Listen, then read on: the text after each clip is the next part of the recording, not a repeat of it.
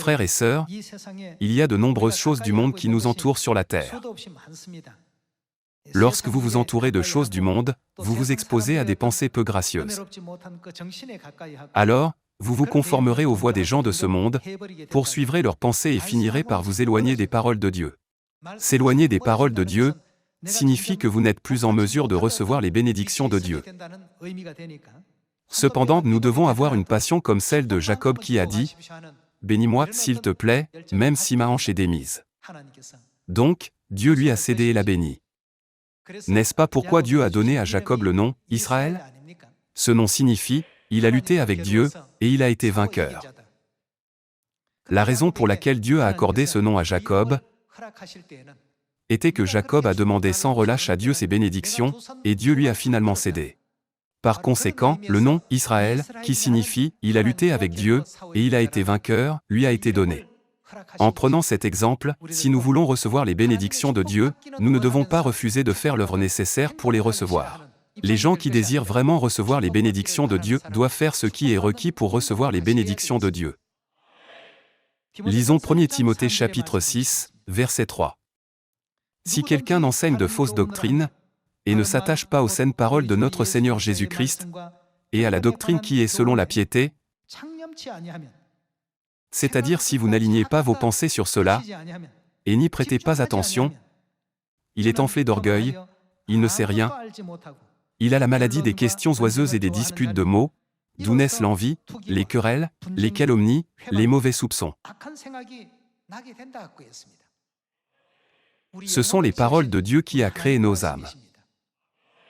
Dieu qui nous connaît mieux que quiconque, nous a dit que nous devons nous attacher aux saines paroles de Dieu et à la doctrine qui est selon la piété. Il est écrit dans le verset 5. Les vaines discussions d'hommes corrompus d'entendement. La corruption est quelque chose qui se produit sans s'en rendre compte. C'est comme une réaction chimique spirituelle. La Bible dit que leur cœur se corrompt et pourrit. Que nous arrivera-t-il si nous ne nous attachons pas aux saines paroles de notre Dieu et à la doctrine qui est selon la piété? Il est dit, les vaines discussions d'hommes corrompus d'entendement, privés, de quoi? De la vérité, et croyant que la piété est une source de gain. Cela se produit lorsque nous ne nous attachons pas aux paroles de Dieu. Frères et sœurs, tout comme Jacob, nous devons nous efforcer de recevoir les bénédictions de Dieu à travers nos actions. Nous ne devons pas nous attendre à recevoir des bénédictions sans agir en conséquence. Jacob ne peut jamais vaincre Dieu Tout-Puissant en luttant contre lui.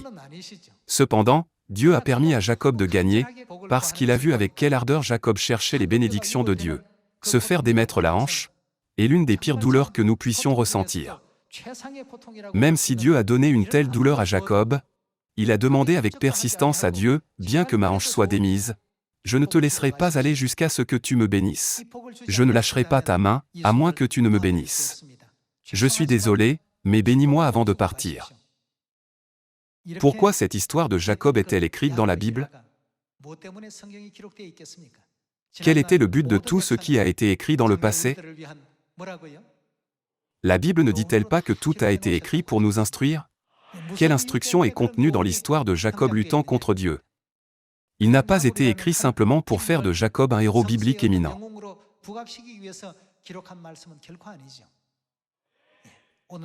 L'exemple de Jacob ne nous enseigne-t-il pas que nous devons également faire certaines actions afin de recevoir les bénédictions de Dieu? Par conséquent, nous devons toujours nous attacher aux saines paroles de Dieu et les suivre. Croyons absolument que toutes les promesses que Dieu nous a faites s'accompliront sans faute. Lorsque nous croyons cela et agissons en conséquence, Dieu accomplira sûrement sa promesse de nous donner sur toutes les nations la supériorité, et de faire de nous la tête et non la queue. Frères et sœurs, ne devrions-nous pas croire que Dieu fera cela?